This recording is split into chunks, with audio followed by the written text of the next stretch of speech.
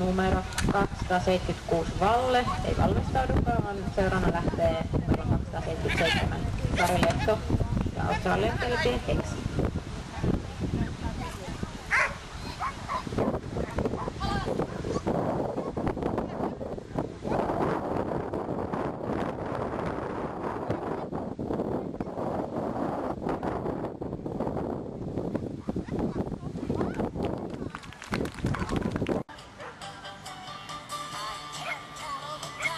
Sieltä Kimmo lähtee liitämään näitä hyppyjä.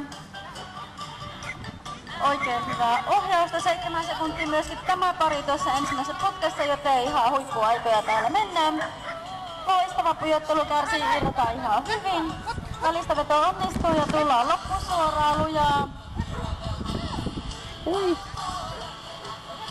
Sen oli maalissa nyt ja Kimmo ponnisti silloin, eli